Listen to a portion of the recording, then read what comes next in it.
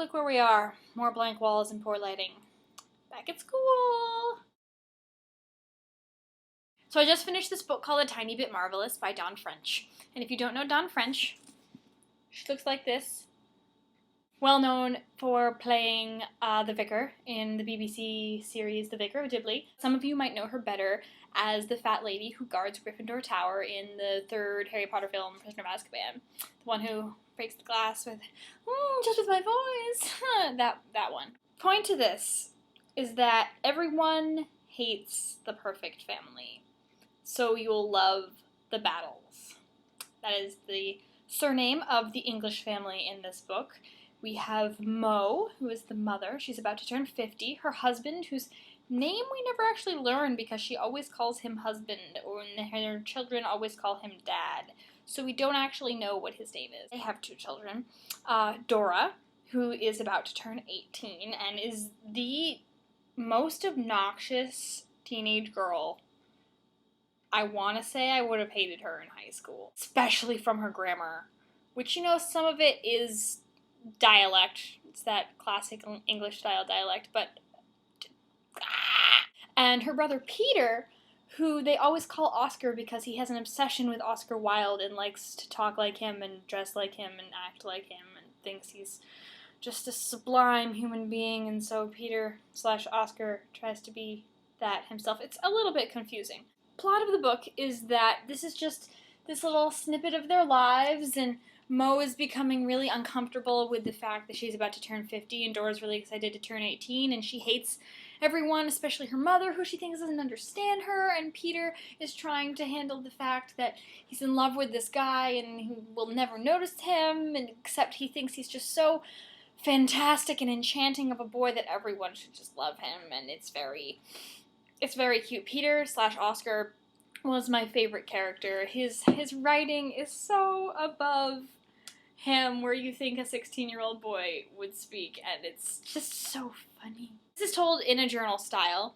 Every chapter is a new person. This is Dora's chapter, and then over here we have another one of Dora's chapters, and another one, and then you have, Mo's chapters. They're all very interesting. They're not any set length, but it's just another entry in their journal, and they're all successive. The thing I did find about that format that was confusing was that there was no telling who was going to be next. There was no set length for the chapters, and you couldn't tell at first if they knew they were writing in a journal. That I just didn't understand, or if they each knew they were each keeping a journal, if they're all keeping the same journal. But at one point, Mo actually says something about writing in her journal, like, I didn't think I was going to journal about this, or something of the sort. And then it's sort of apparent. But up until that point, I was very confused about where we were with the whole metafiction thing, per se. Not metafiction specifically, but if they knew what they were doing and how it was being perceived. Oh, and I forgot to mention, they have a dog. His name is Pooh. He's not really important.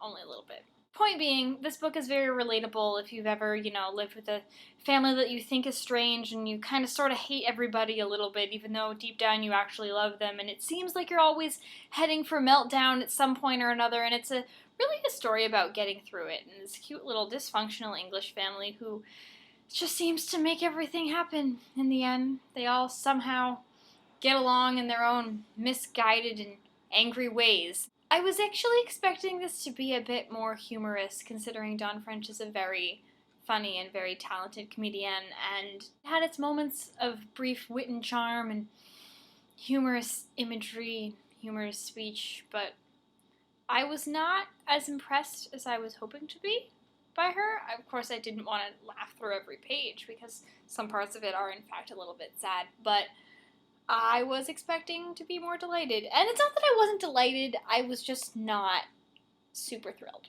That being said, it was a cute, little, quaint, delightful romp through an English family who I really want to tell you more about, but the more I do, it'll reveal all sorts of plot. And although it wasn't my favorite, I highly recommend giving this a read, particularly if you are a fan of British life and cultures, or English authors, or Dawn French, and I'm really hoping more people other than just myself have heard of Dawn French. to close things out, Bex and I want to say thank you so much to everybody who has been voting for us at all in the BookTube Awards that have been going around lately. If you haven't heard about it, check it out. I'll put a link in the thingamajig there. This whole new YouTube layout, seriously, YouTube, get it together or we're all leaving.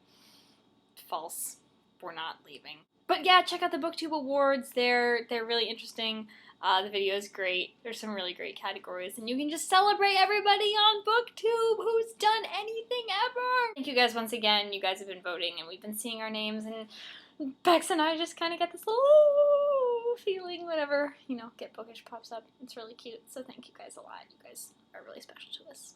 Anyway, I hope you're having lovely weeks and lovely lives, and this has been a review of A Tiny Bit Marvellous, which was a marvelous book to which I would give 3 out of 5 stars to Dawn French's A Tiny Bit Marvellous.